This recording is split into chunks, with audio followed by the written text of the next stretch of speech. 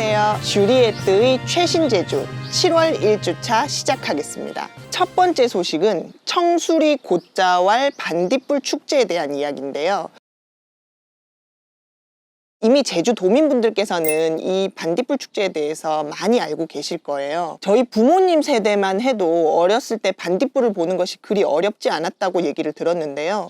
요즘은 반딧불을 보기가 정말로 어렵죠. 이 반딧불은 진짜로 깨끗한 환경에서만 산다고 하는데 저도 이사 온 이후로 저희 집에서 딱 한 번 본 적은 있습니다.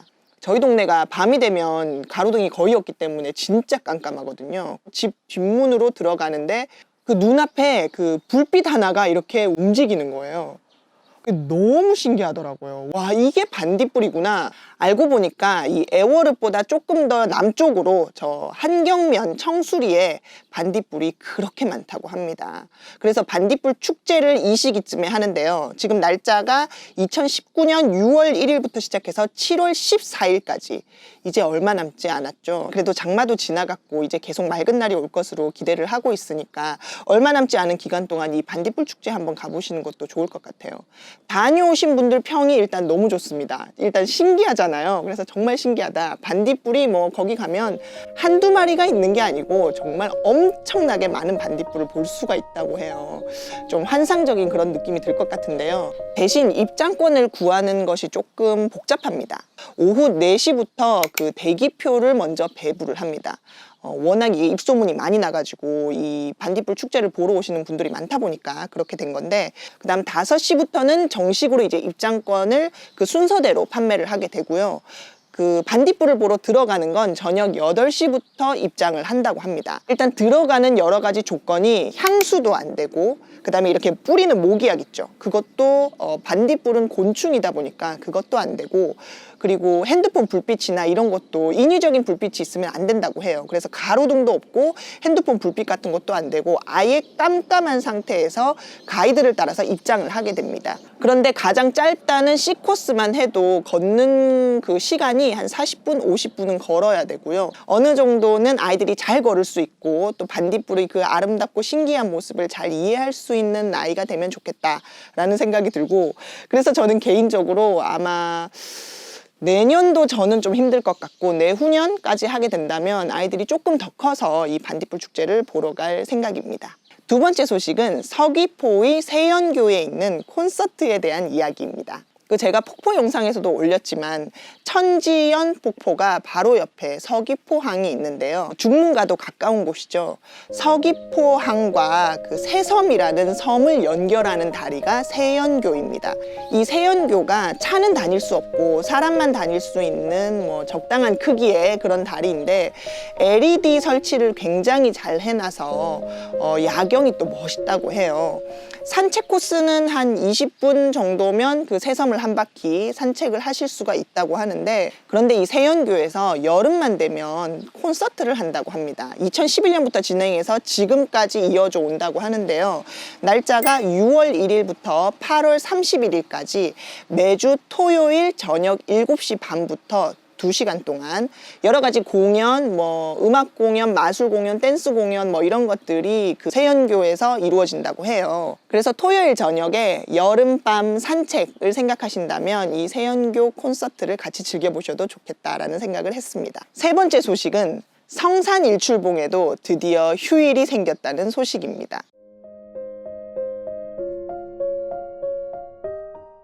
성산일출봉이 지금까지는 365일 계속 개방을 하고 있었다고 하는데요. 관리나 보존이나 이런 의미에서 한 달에 한 번 정도는 쉬어야겠다라고 생각을 했나 봐요. 그래서 매월 첫째 주 월요일에는 성산일출봉의 정상이 문을 닫습니다. 7월은 7월 1일이었으니까 이미 지나갔고 8월 5일 그리고 9월 2일에는 성산일출봉 정상에 올라가실 수가 없고요. 대신 이렇게 정상이 쉬는 날에는 성산일출봉 을 무료로 개방을 하고 그 주변의 뭐 산책길 정도는 구경을 하실 수 있도록 그렇게 열어놓는다고 합니다. 이와 더불어서 성산일출봉의 입장권이 인상이 되었다는 소식이 있는데요. 지금까지는 일반 성인은 2,000원, 그리고 청소년 어린이는 1,000원 이렇게 입장권을 받았는데 아무래도 물가가 오르는 만큼 그 관리하는 데에도 금액적으로 더 들겠죠. 2,000원이었던 것이 이제 5,000원으로 올랐고요. 역시 어린이와 청소년도 2,500원으로 올랐습니다. 제주도민은 신분증만 있다면 그동안 무료로 입장이 가능했는데요. 이번에도 제주도민의 무료 입장은 그대로 유지가 된다고 합니다. 네 번째 소식은 오름에 대한 이야기인데요. 검은 오름 국제 트레킹에 관한 소식입니다.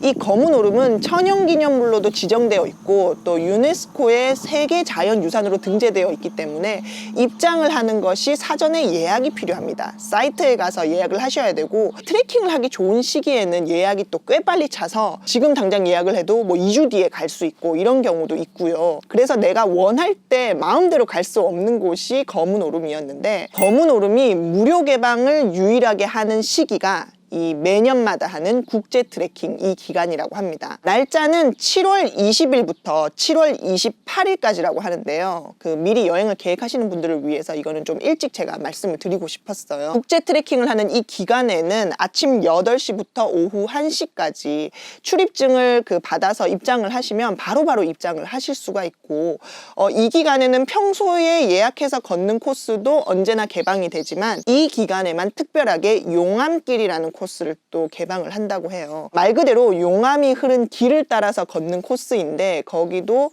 1년에 딱 요 시기만 개방을 하니까 정말 보존이 잘 돼 있고 다녀오신 분들 후기를 보니까 자연 그대로를 느낄 수 있다 뭐 이런 얘기들도 하시더라고요. 사실 인터넷 예약을 해서 오름을 간다는 게 신경을 한번 써야 되니까 굉장히 번거로운 일인데 이 시기에 날짜가 맞으시다면 가벼운 마음으로 오후 1시까지 입장을 한다고 하니까요. 잘 맞춰서 한번 다녀오시는 것도 좋을 것 같습니다.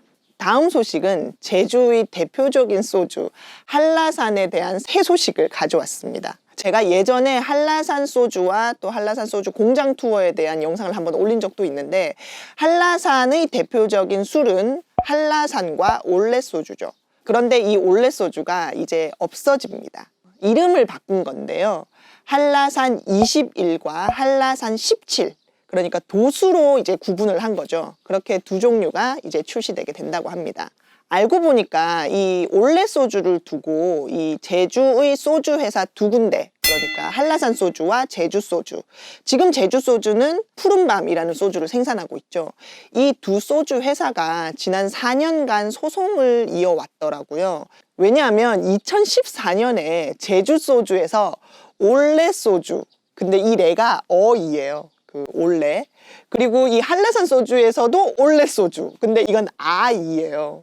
그래서 이 올레 소주를 두 회사가 동시에 내면서 상표권으로 한번 분쟁이 붙었습니다. 4년 동안 소송을 이어와서 최근에 그 소송이 마무리가 됐는데요. 굳이 제가 여기서 그 소송이 어떻게 됐는지 자세한 얘기는 하지 않겠습니다만 궁금하신 분들은 인터넷 뉴스를 한번 찾아보시면 손쉽게 이해하실 수 있을 것 같고요. 결론적으로는 주식회사 한라산이 승소를 해서 올레 소주를 계속 판매할 수 있게 됐는데 그것과는 어쨌든 상관없이 올레 소주라는 이름을 이제 버리고 도수에 따라서 한라산 21, 한라산 17 이렇게 가는 거죠.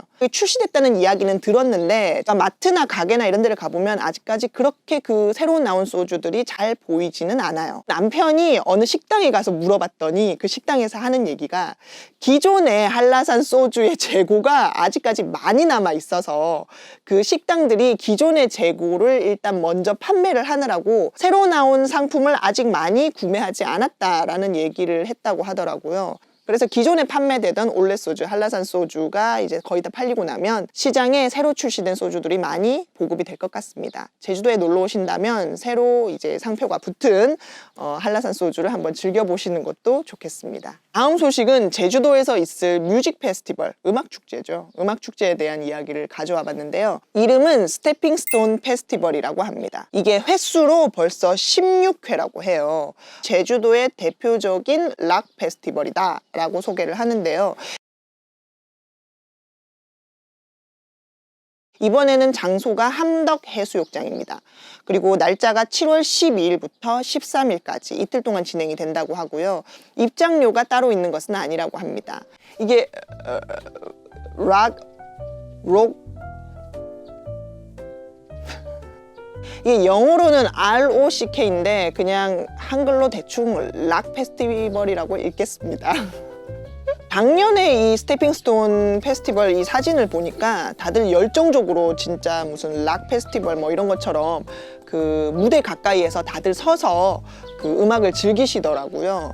이게 그래서 무슨 열린 음악회처럼 이렇게 의자가 쫙 있다든지 약간 그런 분위기는 아닐 것 같기도 하고, 제주에서 가장 규모 있는 대표적인 그 락 페스티벌이 아닐까라고 생각을 하니까 제주 도민분들 중에, 그리고 여행을 뭐 혼자 혹은 친구랑 뭐 연인이랑 이렇게 오신 분들 중에 라인업 보시고 이런 음악 축제 좋아하시면 또 한번 참여해 보셔도 좋을 것 같습니다. 마지막으로 주리에트의 근황으로 바로 넘어갈까 하는데요. 제가 여러분들께 꼭 드리고 싶었던 말씀이 있었어요.